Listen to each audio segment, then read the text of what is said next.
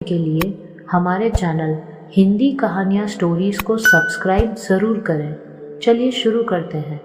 विमला को एक बेटा और उससे 2 साल छोटी एक बेटी थी। उम्र में ज़्यादा फर्क न होने के कारण दोनों बच्चों की शादी भी साथ ही करवाई थी। दोनों बच्चे अपनी अपनी गृहस्थी में धीरे धीरे सेट हो रहे थे। बेटी के ससुराल में माहौल थोड़ा गांव जैसा था, पर बेटी का पति बहुत अच्छा था और उसका बहुत ख्याल रखता था, इसलिए वो भी उस माहौल में धीरे धीरे एडजस्ट हो गई। इधर बहू भी अच्छी थी और अच्छे से अपने ससुराल के माहौल में घुल मिल रही थी। इस तरह दोनों बच्चों की शादी की सालगिरह भी आ गई। 1 साल बाद बहू ने खुशखबरी सुनाई और ये खबर सुनकर सब बहुत खुश हुए। अब बहू की तबीयत खराब रहने लगी। प्रेगनेंसी की शुरुआत ही थी, इसलिए उसे सुबह सुबह बहुत उल्टियाँ होती और बहुत कमज़ोरी रहने लगी थी। वो घर का काम भी पूरी तरह नहीं कर पा रही थी। उसे ऐसा देखकर विमला जी मन ही मन में सोचते कि ये तो इसके काम से बचने का तरीका है। सुबह सुबह महारानी लेट उठती है, सारा काम मुझ पर डालकर आराम फरमाती है और बीमार होने का बहाना बनाती है। और ये सब मन में सोचते सोचते विमला जी अनमने मन से घर का काम करती।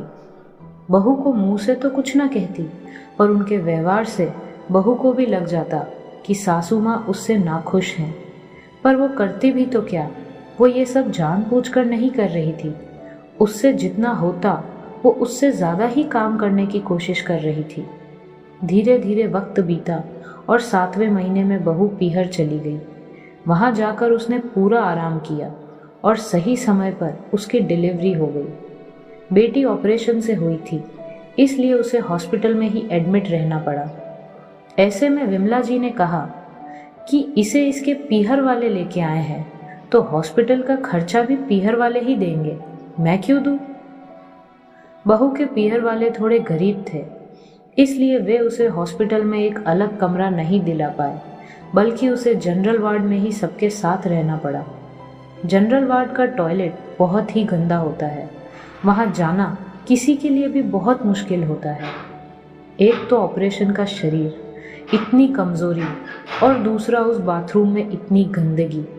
इस कारण से रेखा को बहुत दिक्कत हुई, पर वो कुछ नहीं कर सकती थी क्योंकि उसकी सासू माँ ने उसकी डिलीवरी का खर्चा देने से मना कर दिया था। 7वें दिन उसे डिस्चार्ज किया गया और वो अपने पीहर चली गई।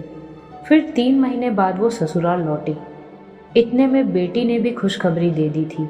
बेटी की खबर सुनकर तो विमला जी खुशी से पागल हो गई, लेकिन उसे बेटी की बहुत टेंशन हो गई कि वो अपने घर का सारा काम कैसे करेगी, उसकी सास उसका ध्यान रखेगी या नहीं।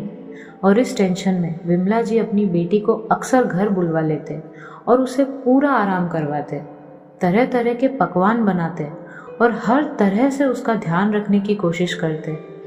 जब उसे ससुराल भेजते तब भी उसे 10 हिदायतें देते कि ज़्यादा काम मत करना, अपना ध्यान रखना, और साथ में बादाम काजू भी बांधते ताकि बेटी स्वस्थ रहे।